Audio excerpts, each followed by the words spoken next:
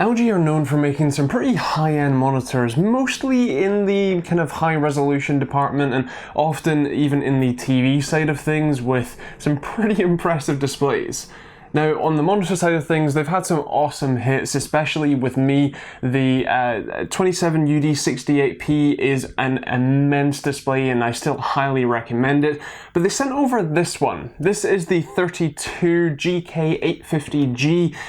Pretty long model name, but it's a 32-inch 1440p 165Hz Gsync enabled monitor.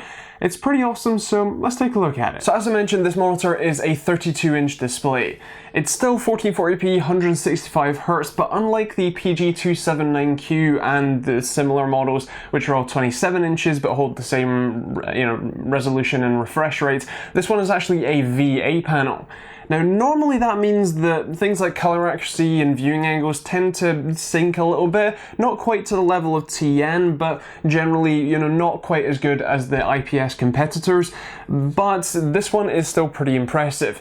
Side to side on this monitor is actually very good. I'd be very happy to recommend this as a sort of movie watching display if you fancy. Obviously it's not 4K, but it's a little bit bigger, a little bit nicer to sit a little bit further away from if you fancy and enjoy a good comedy film, for example. But otherwise, it's still an impressive monitor. Up to top and down viewing angles also aren't bad either. They're actually better than the 4K EL2870U that I checked out recently from BenQ.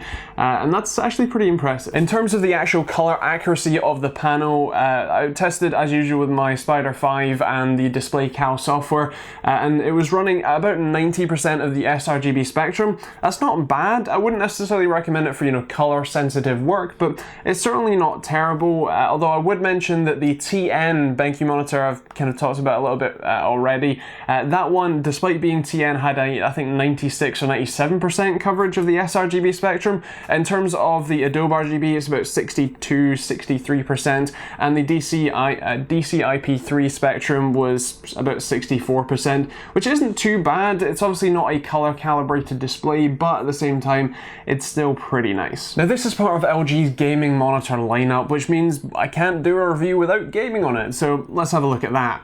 Now, I was using CSGO, and actually just to give you a bit of context, I'm using the Underdesk PC, which is an i7-7700 and a AMD RX 480, which means that G-Sync was not enabled for any of this testing, but 165Hz was, and obviously still at 1440p anyway, and I have to say I really like this monitor.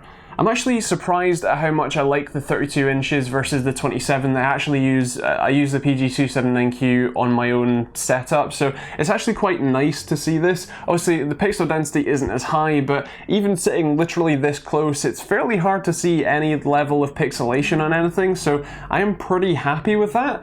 In terms of actually gaming on it, as I said, it was very smooth, very fluid. I had zero issues, and that's without G-Sync on, so I would expect anyway with G-Sync on that it's a very, very smooth experience, especially if your graphics card is something like a 1060 or whatever. It wouldn't necessarily be designed or kind of aimed at handling this type of monitor, but either way, as I said, very impressive and a great gaming experience. Of course, we can't go without talking about the actual physical monitor itself and a bit of the sort of aesthetics. So obviously looking from the front, you have some fairly thin bezels. That's actually pretty nice, a bit of a change from, as I said, that BenQ monitor I checked out recently. I'll try and leave a card at the end or a card up above if you want to check out that review, by the way, but either way, it's one of sort of seamless bezels, so there's no kind of actual physical bezels on the side. It's just kind of built into the glass, and it's quite nice to look at. On the back though, this is where they've kind of gone full out gamer aesthetic with an RGB ring that goes all the way around.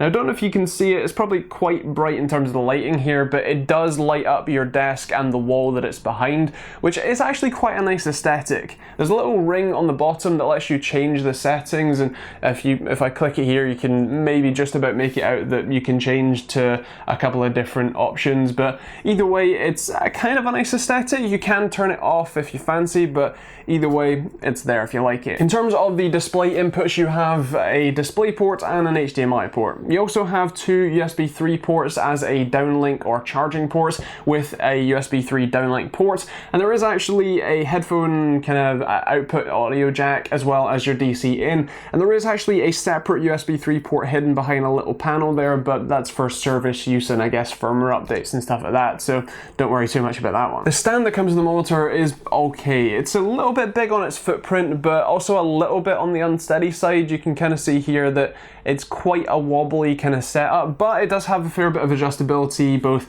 height adjust, tilt, a little bit of rotation, although not that much, and also you can turn it 90 degrees to have it as a portrait monitor as well, which again is always quite nice to see. On the back of the stand, I should also mention there's a little cable management hook that you can use to, well, manage your cables. It's actually quite nice, comes off pretty easily, so it's not one of those fixed you have to route the cables through. You can just put your cables there, hold it in place, and put the clip over the top, which is actually a very nice way to do it. The monitor's menu system is pretty easy to navigate with a small sort of joystick on the bottom, and there's a couple of game specific settings, and you can change sort of game modes for different color temperatures and backlight levels and sort of blue light levels and stuff like that, which is quite nice. And then you've got your general settings, as well as the one to actually set it to overclocked so that it will run 165 Hz. And just a quick note on that 165 Hz, it's pretty smooth. There is basically no ghosting that I saw, and generally speaking, it's a pretty decent panel. There was next to no backlight bleed. I mean, it's not an IPS, so that's not a typical thing you worry about.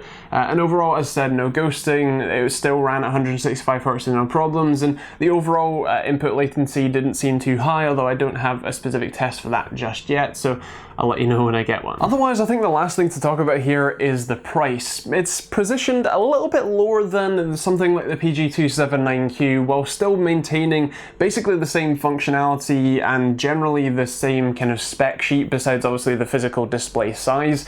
I would say that this is perfectly comparable, and if you've looked at a PG279Q and thought, oh, that's a bit small, I'd have to use display scaling or something, this is an amazing option for you. I very much enjoyed gaming on it. The overall just general experience of playing on it was great. The overall just general experience of using it was pretty decent too, and while it's not, you know, the most color accurate monitor on the planet, if you're someone who wants to do a bit of design work or a bit of video editing on the side, and you know, it's not your main job that you need color sensitive work with, then I think it's probably a decent option. Now, to answer the question that I ask in all of these videos, would I put this on my desk? If it wasn't for my monitor mount, then I would say yes. It is actually a pretty great monitor, obviously with G-Sync and 1440p 165Hz. That's really the kind of perfect sweet spot for something like a 1070 to a 1080, 1080 Ti. It's a really kind of great kind of price point as well for this style of monitor. And well, I'd obviously like it to be a bit cheaper so that, you know, more people can have access to a very nice gaming experience. It's still not too bad either. Of course, if you're interested in the monitor, you can take a look at the link in the description. That will hopefully take you to a local Amazon store, although I have been having a few problems with it, so feel free to let me know if it's not working. But either way, that is that. So you've heard my thoughts. I would love to hear yours in the comments down below. Is this a monitor you're interested in? You know, is the fact that it's VA, not IPS, a bit of a turn off for you, or are you, you know, kind of just, this is way out of your ballpark and you're sitting with a, you know, like TV hand-me-down?